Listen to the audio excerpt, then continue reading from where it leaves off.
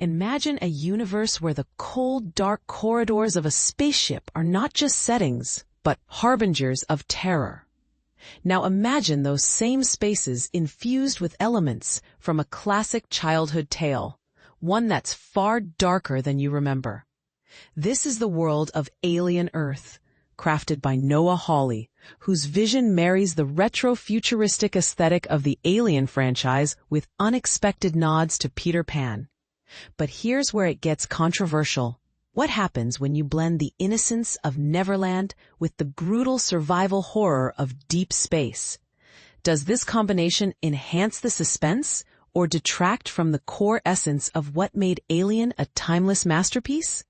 Let's dive in.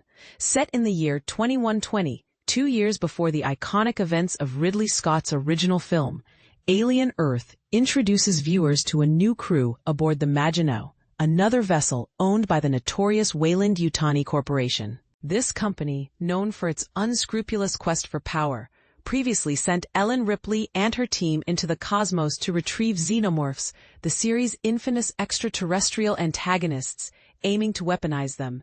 The Maginot, returning from a 65-year mission gathering alien specimens, crashes into a bustling city controlled by Prodigy, a rival corporation eager to claim whatever secrets the Maginot holds. Noah Hawley, renowned for his work on Fargo and Legion, brings his unique storytelling flair to this legendary sci-fi saga.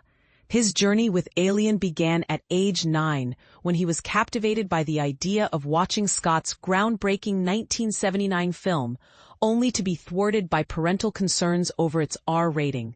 Years later, as a teenager, Hawley finally experienced the chilling masterpiece via Laserdisc, profoundly impacted by the mid-film chestburster scene, a moment that continues to haunt audiences worldwide.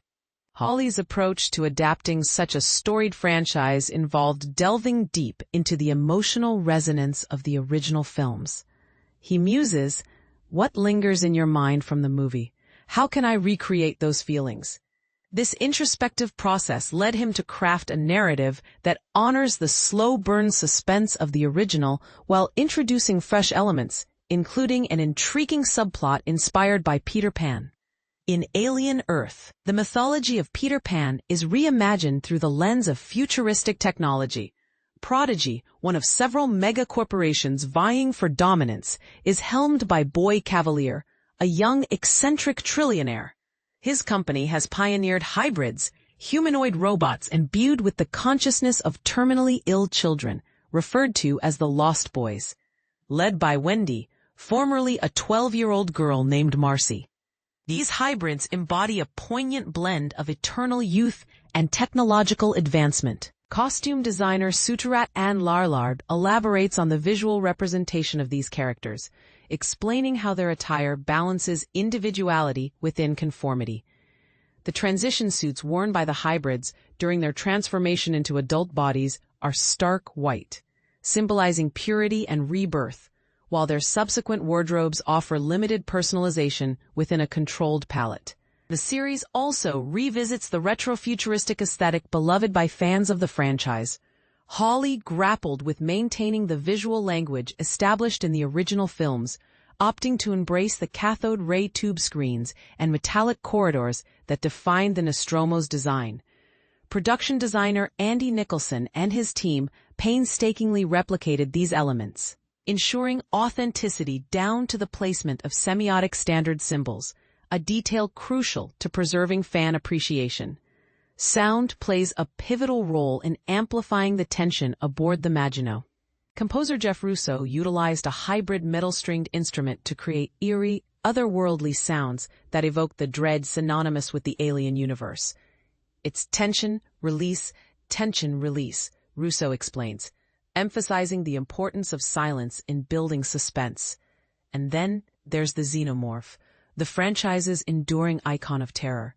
In Alien Earth, the creature's presence looms larger than ever, with sequences designed to heighten its menace. Director Dana Gonzalez notes, "We show more of the Xenomorph than previous iterations, establishing it as a central character rather than a lurking shadow. Yet true to form, much of the horror remains unseen, relying on sound and implication to instill fear." This brings us to a thought-provoking question.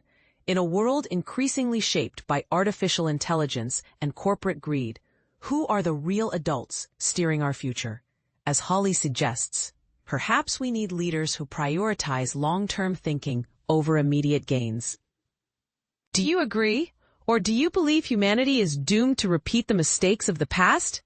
Join the conversation below and share your thoughts on Alien Earth, a bold new chapter in a beloved sci-fi saga.